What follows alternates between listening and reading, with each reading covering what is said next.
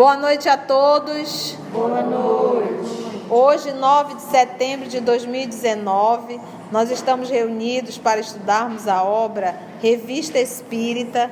Nós estamos no ano de 1859 e, coincidentemente, também estamos no mês de setembro da Revista Espírita. Vamos dar continuidade ao nosso estudo. Está aqui já postos também a nossa querida Aramita, a nossa querida irmã Carla. E rogamos que o nosso Senhor Jesus e que os nossos amigos espirituais possam nos ajudar em mais esse trabalho. Allan Kardec vai terminar sobre as comunicações, como não ser ludibriados nas comunicações espíritas. A esse preceito, acrescentamos um exemplo. Um senhor que eu não conhecia veio ver-me certo dia, dizendo que era médium e recebia comunicações de um espírito muito elevado que o havia encarregado de vir a mim, fazer-me uma revelação a respeito de uma trama que, segundo ele, era urdida contra mim por parte de inimigos secretos que designou. E é interessante que o Kardec, ele grifa muito elevada. O espírito já era um movimento de humildade ou de vaidade? Vaidade. Já se denunciou, né? O outro movimento de denúncia, ele vem trazer o quê? Ele vem trazer consolo ou inquietação para Allan Kardec? Inquietação. Outra dica, tá? Quereis, acrescentou, que eu escreva em vossa presença? Com prazer, respondi, mas de início devo dizer-vos que esses inimigos são menos temerosos do que supondes. Sei que os tenho, quem não os tem? E os mais obstinados em geral são aqueles a quem mais beneficiamos. Tenho consciência de jamais ter feito voluntariamente mal a quem quer que seja. O mesmo não poderão dizer aqueles que me fizeram mal, e entre nós Deus será juiz. Vejamos, no entanto, o conselho que vosso espírito quer dar-me. Então esse senhor escreveu o seguinte: ordenei a C, nome daquele senhor, que é o farol de luz dos espíritos bons, dos quais recebeu a missão de espalhá-la entre seus irmãos, que se dirigisse à casa do senhor Allan Kardec, o qual deverá crer cegamente no que eu lhe disser, porque pertenço ao número dos eleitos prepostos por Deus para velar a salvação dos homens, e porque lhe venho anunciar a verdade. Você vê um movimento de tanta humildade na fala dele, né? E olha só, deverá crer cegamente. Não, e o Senhor C é o farol de luz dos espíritos. É verdade. Aí é para acabar. É bastante, disse-lhe eu. Não se dê o trabalho de continuar. Este exórdio é suficiente para mostrar com que espécie de espírito estás tratando. Acrescentarei apenas uma palavra. Para um espírito que pretende ser astucioso, ele é bem desajeitado.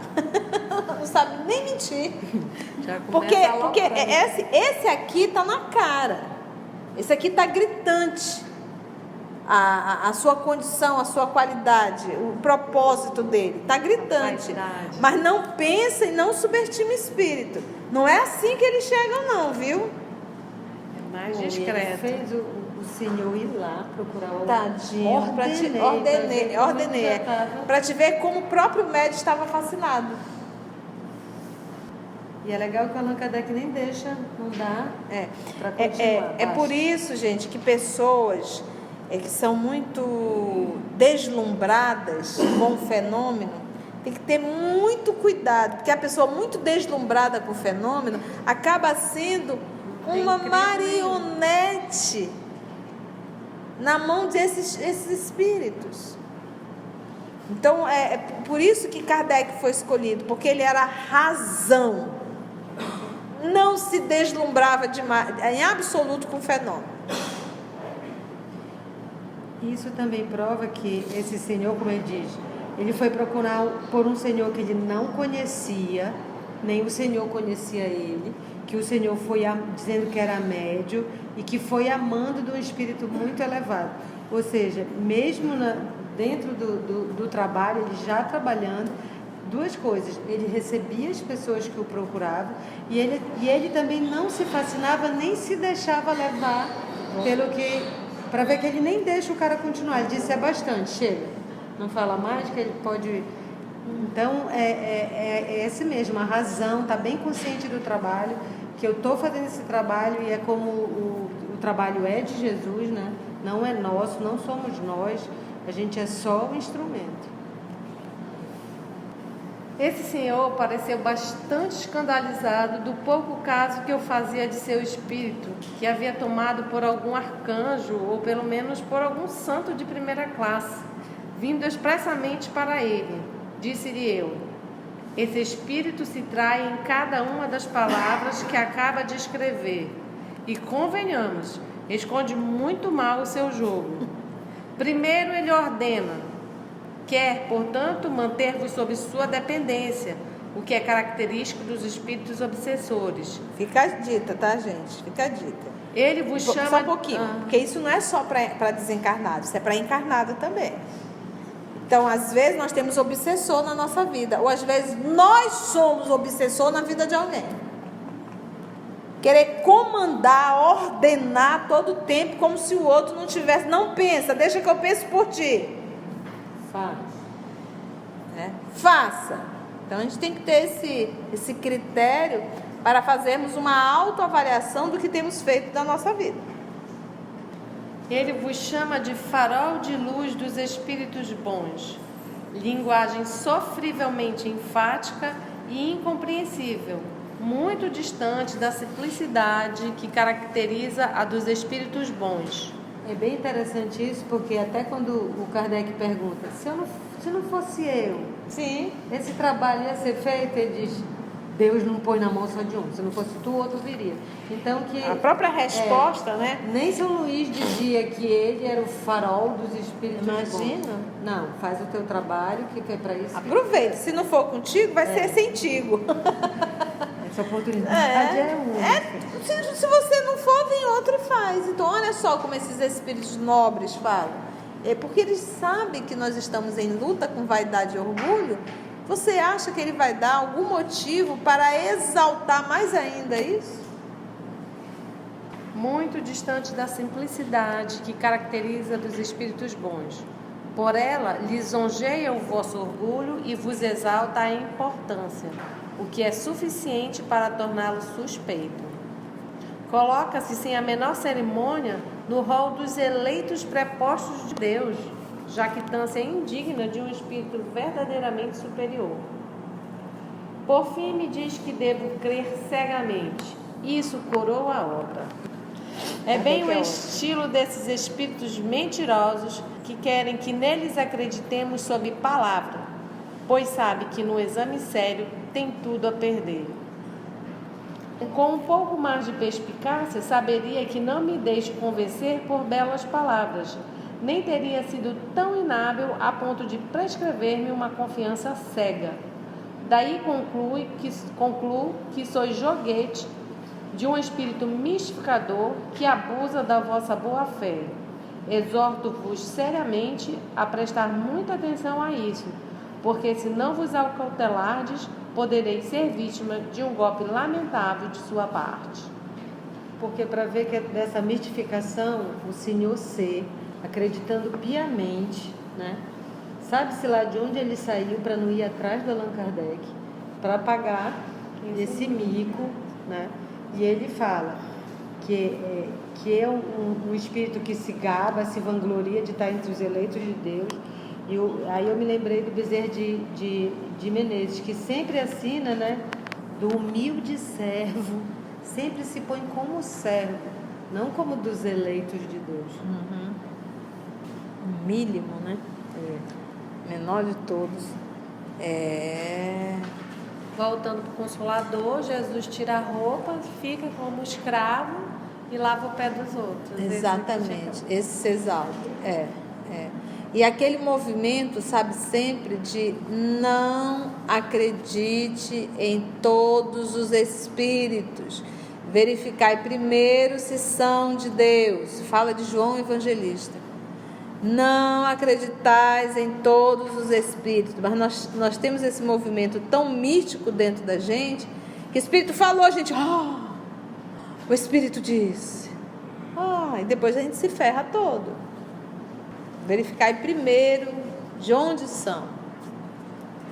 Não sei se aquele senhor aproveitou a advertência, pois não mais o vi, nem ao seu espírito. Eu jamais terminaria se fosse narrar todas as comunicações desse gênero a mim submetidas, por vezes muito seriamente, como emanando dos maiores santos, da Virgem Maria e do próprio Cristo. E seria realmente curioso ver as torpezas debitadas à conta desses nomes venerados. É preciso ser cego para se deixar enganar quanto à sua origem, quando, muitas vezes, uma única palavra equívoca, um só pensamento contraditório, é suficiente para fazer descobrir o embuste a quem se der o trabalho de refletir. Como exemplos notáveis em seu apoio, concitamos nossos leitores a se reportarem aos artigos publicados na Revista Espírita, referentes aos meses de julho e outubro de 1858. Que já estudamos, né? Os espíritos, eles não se submetem a testes. Espíritos nobres, testes assim. Eu quero testar para saber se é espírito ou não é espírito, entendeu? Ou se sabe, coisinhas assim, fúteis, eles não se submetem. Não se submetem. Agora, ao falarem, se a pessoa for lúcida, pelo menos um pouco, consegue identificar a fala de um espírito nobre. E eles não vão perder tempo com besterol. Mas esses espíritos levianos, brincalhões, e não devemos subestimar. Tem alguns, esse aqui não, era bem fácil identificar. Mas tem alguns que são bem ardilosos. Então temos que ter muita cautela. E ele falou assim, e é interessante como ele diz assim, que eles não desistem, né? E olha, eu jamais terminaria se fosse narrar todas as comunicações desse gênero a mim submetidas. Imagina o quanto. Ou seja, não eram poucas, eram muitas. E aí ele diz, por vezes, muito seriamente, como emanada dos maiores santos da Virgem, mas aí ele diz, lá embaixo uma coisa, olha, uma única palavra equívoca, um único pensamento contraditório é suficiente para descobrir um embuste. Às vezes a gente diz, não, mas foi só um deslize, né? Vamos deixar passar, que o resto tudo é lindo. E ele diz, não, uma só palavra, um só pensamento contraditório é suficiente para você dizer, isso não é de um espírito bom. Como diz assim, meia verdade faz um estrago maior do que uma mentira inteira. Uma meia verdade. Porque você ganha confiança, o espírito ganha confiança, e dentro dessa confiança, dessas verdades ditas, meias verdades, ele vai soltando ali as mentiras e vai fazendo um estrago enorme. A gente gosta de palavras bonitas. A gente gosta de palavras bonitas, a gente gosta da coisa mística, a gente adora rituais, a gente vai inventando, a gente adora, porque é a vaidade. Você imagina se nós falarmos assim, vamos orar e a espiritualidade vai agir sobre nós. Isso não vai dar mérito a quem está orando, não. Mas vamos orar e nós iremos aplicar um passe, recuperar vocês. E a pessoa vai lá e toca e faz não sei o que, e sacode isso, sacode aquilo, minha irmã, e é isso, e aquilo outro. A pessoa chega, gente, a espiritualidade é que faz todo o trabalho. Aquele saramaleico nem precisava, mas para a vaidade daquele que faz o saramaleico, seria necessário. Costumamos falar, o nosso Chico curava em um abraço. Um abraço que ele ia dar. As pessoas sentiam choque. Tamanho magnetismo daquele homem. E não precisava fazer saramaleico nenhum. Mas essa necessidade do saramaleico é a necessidade da vaidade e do orgulho da personalidade humana. Não precisa. basta auxiliar o outro a se concentrar, a direcionar o pensamento e a confiar na misericórdia divina. Às vezes, essas pessoas que abrem centros de curas, isso e aquilo outro, dizem, não, mas deu certo. Deu, porque Deus é misericórdia. Deus é misericórdia. Se for do mérito, Ele usa inclusive alguém cheio de vaidade para tentar auxiliar, porque é a fé que cura, não é o médium. A fé e com certeza mérito, entendeu? Só que a gente esquece isso e a gente fica idolatrando médiuns adoecidos. Se o próprio Jesus disse, a tua fé te salvou, a tua fé te curou, Ele não diz, eu te curei.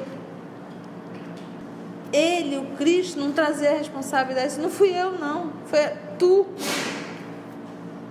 Mas, do jeito que tem levianos no mundo espiritual, temos também levianos no mundo físico. Vamos lá, Confissão de Voltaire? Vamos ver o que Voltaire tem pra gente, né? Lembrando, a gente já viu, mas lembrando, né, Voltaire.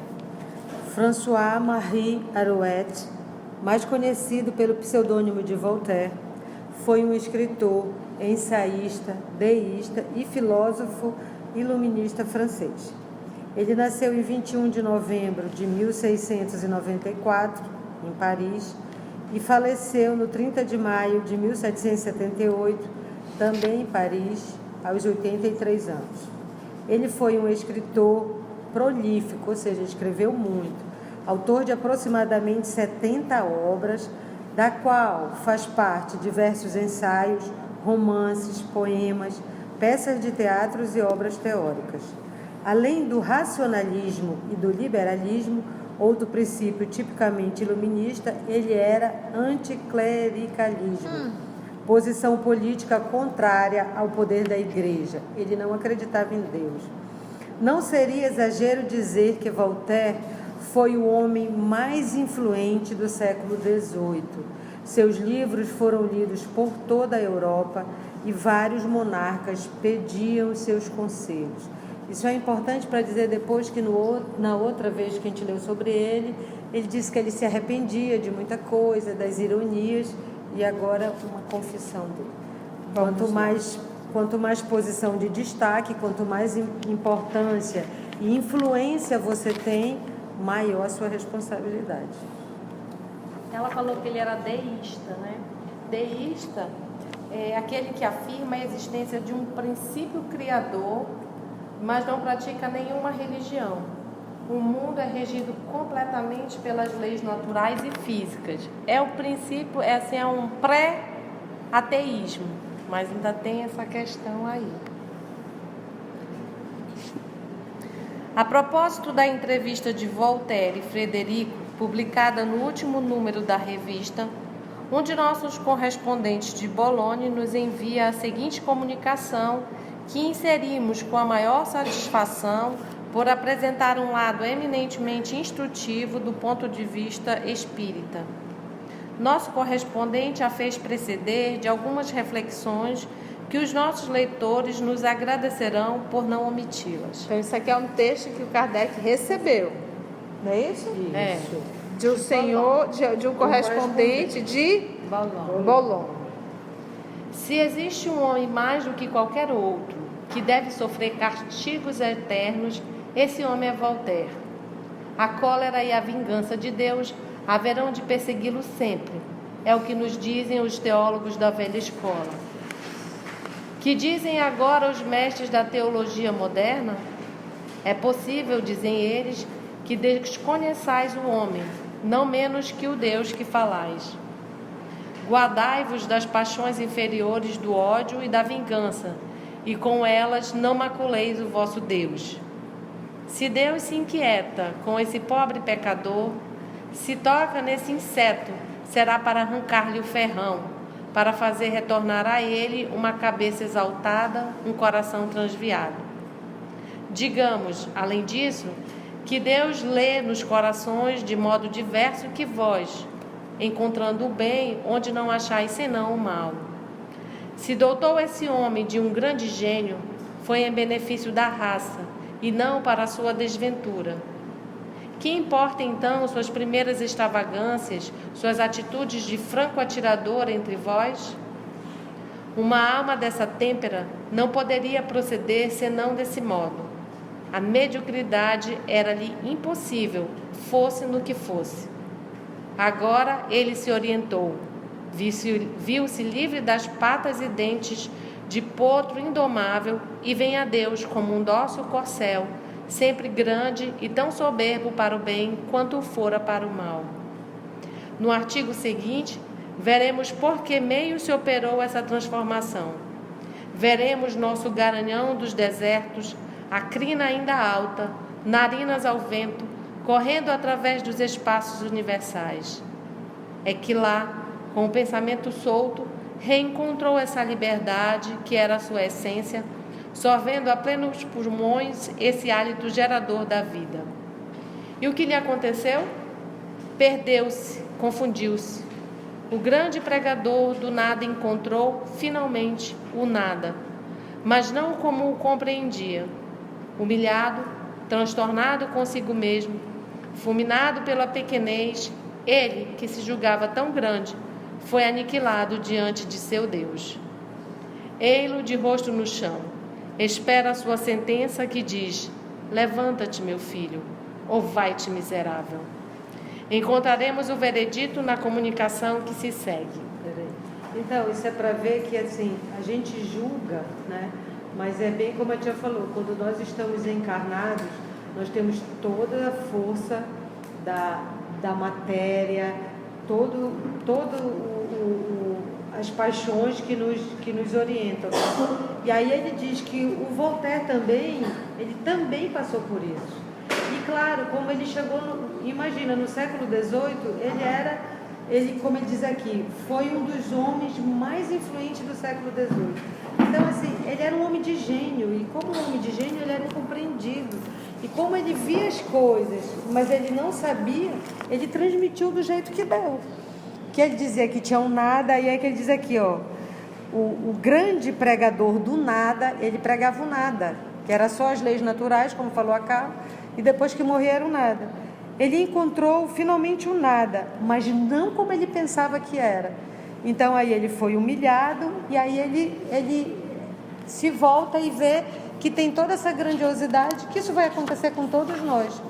Todas as nossas dúvidas após o desencarne, se a gente estiver lúcido, né, elas serão respondidas ou procuraremos por elas. E ele não fez só, ele fez bobagem, mas ele fez muita coisa boa também. Ele é iluminista, foi ele que deu toda essa grandiosidade de obra, foi ele. E essa fala inicial foi justamente do correspondente. Acho que depois que ele obteve essa resposta de Voltaire, ele fez essa pequena apresentação dócil, né? Teve uma fala da escola dos teólogos que eles foram muito atacados. Então eles falam que alguém que merece o castigo é o Voltaire. O inferno eterno era ele. Porque ele faz as críticas que seriam necessárias, mas aí ele joga o bebê com a água do banho. Uhum. Então o que ele ia criticar, o modo de operar da igreja, ele vai com tudo e já despreza Deus e faz as sátiras, e aí que é o grande equívoco dele, mas que ele se queima, né? Mas que precisava dele, né? Porque ele esclarece muitas coisas que eram precisas. Ele satiriza Jonathan. Esta confissão de Voltaire ganhará maior destaque na Revista Espírita ao nô-la mostrar em seu duplo aspecto.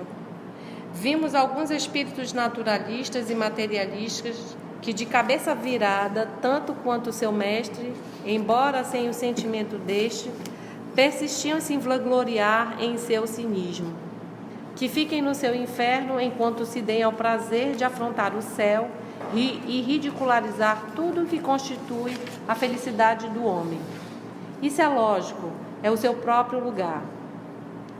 Mas também achamos lógico que aqueles que reconhecem seus erros possam aproveitar-lhes os frutos. Assim acreditamos não estar fazendo apologia ao velho Voltaire. Aceitamo-lo somente em seu novo papel e nos regozijamos com sua conversão, que glorifica a Deus e não pode deixar de impressionar profundamente aqueles que ainda hoje se deixam arrebatar pelos seus escritos. Lá está o veneno, aqui está o antídoto. Esta comunicação, traduzida do inglês, é extraída da obra do juiz Edmonds, publicada nos Estados Unidos.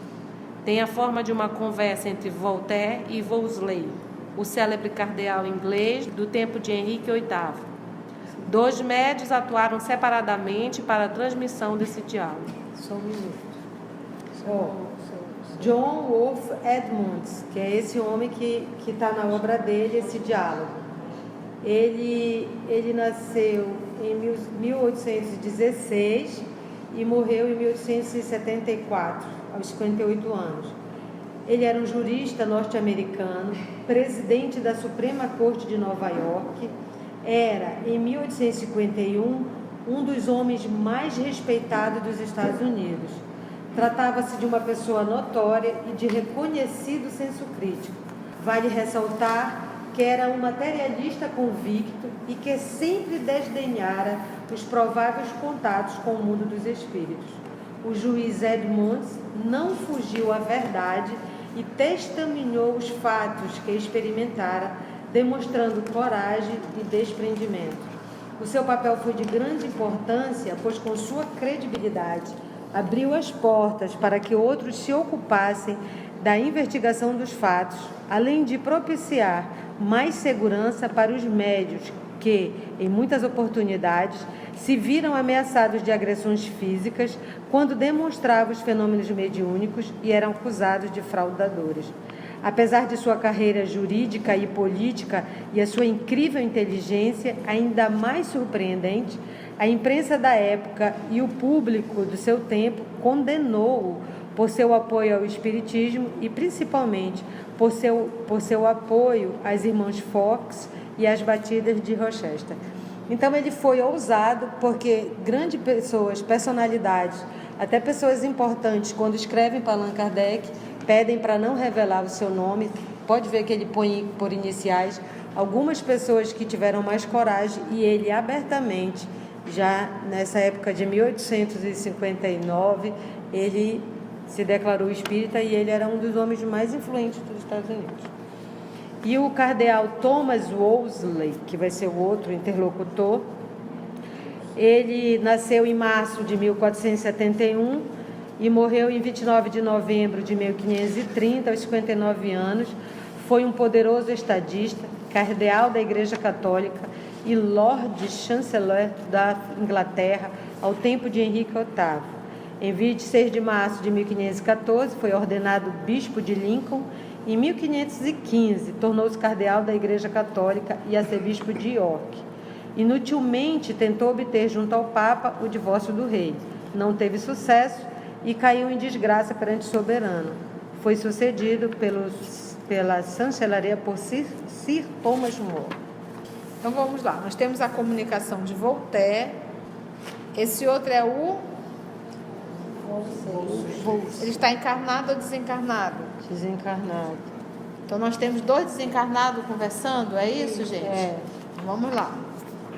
Então nós vamos ter a voz do seu Roger e a voz do nosso querido Alan fazendo Voltaire e o do nosso querido Roger fazendo o Wolsey. Que imensa revolução ocorreu no pensamento humano desde que deixei a Terra. Com efeito, essa infidelidade de que vos censuravam, então, cresceu desmesuradamente desde aquela época. Não que ela tenha hoje tantas pretensões, mas é mais profunda e mais universal, e a menos que consigam detê-la, ameaça tragar a humanidade no materialismo mais do que o fez durante os séculos. Infidelidade em que e em relação a quem? Pertence à lei de Deus e do homem? Pretendeis acusar-me de infidelidade porque não me submeti aos acanhados preconceitos das seitas que me cercavam, é que a minha alma demandava uma amplidão de pensamento, um raio de luz, além das doutrinas humanas. Sim, minha alma entenebrecida tinha sede de luz.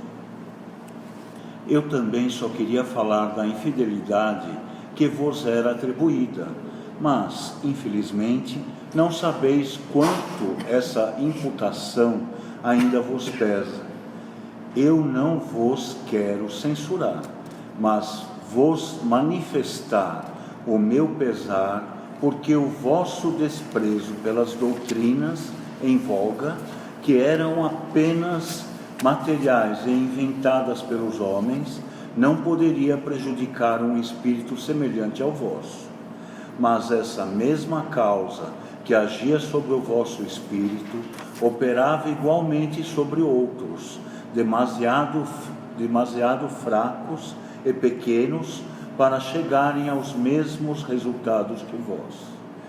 Eis, pois, como aquilo em que vós era apenas uma negação dos dogmas dos homens, se traduzia nos outros pela negação de Deus.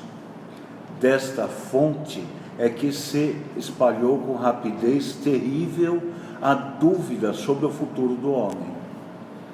Eis também porque o homem, limitando a esse mundo todas as suas aspirações, caiu cada vez mais no egoísmo e no ódio ao próximo. E a causa, sim, a causa desse estado de coisas que deve ser procurada, e, uma vez achada, o remédio será relativamente fácil. Dizei-me, conheceis essa causa? Minhas opiniões, tais quais foram dadas ao mundo, estavam impregnadas de um sentimento de amargura e de sátira. Mas notai bem que então eu tinha o espírito assediado, por assim dizer, por uma luta interior. Considerava a humanidade como se me fosse inferior em inteligência e em sagacidade. Nela, somente via marionetes que podiam ser conduzidos por qualquer homem dotado de vontade forte, e me indignava de ver essa humanidade arrogando-se em uma existência imortal, ser modelada por elementos ignóbeis. Seria possível crer que um ser dessa espécie fizesse parte da divindade e pudesse, com suas frágeis mãos, apoderar-se da imortalidade? Essa lacuna entre duas existências tão desproporcionadas me chocava, e eu não a podia preencher. No homem eu via apenas o animal e não Deus. Na verdade, eu acho que o movimento dele não era contra Deus, né? Era contra o que se pregava. Olha o período dele. Qual foi o ano dele? 1694 a 1771. Ele ainda pegou a Inquisição. Ele ainda pegou aquele movimento mesmo que foi o finalzinho, mas ainda aquele movimento realmente que religião era política. Era um jogo financeiro. Então a gente vê assim, ele protesta aquela religião, aquela forma, aqueles homens, né? Foi como eu falei, ele não soube fazer e misturou tudo. Misturou tudo. E aí que ele bota, como aqui no parágrafo, na fala de vocês chamam a responsabilidade para aquilo que a gente prega. Porque para a alma dele, para o espírito dele, que era forte, era uma outra coisa, mas para o espírito, para quem ele falava, escrevia e propagava essas ideias, pareceu diferente, que Deus não existia. Então, daí a responsabilidade pelas ideias dele, né? E como você diz assim, que ele era só uma negação dos dogmas dos homens e não de Deus, mas a grande maioria, que eram de homens frágeis e fracos, como ele diz, eles foram influenciados e começou a causa do mais egoísmo, mais materialismo. Então, assim, é bem isso que a Carla falou, do que a gente influencia, da forma que a gente fala. diz as pesquisas que assim, cada um de nós, conforme a gente vive e conforme alcance, mas o mínimo é assim, o que eu penso, o que eu falo, alcança mais 7 pessoas. Imagina, mais 7. E o Voltaire, ele alcançou multidões, né? Todo mundo lia Voltaire, né? Gente, vamos parar aí. Vamos deixar o nosso Voltaire em stand-by. E a próxima semana a gente dá continuidade. Foi pura soberba dele, né? Então agradecemos ao nosso Senhor Jesus por mais esse nosso encontro e até o nosso próximo estudo da obra Revista Espírita.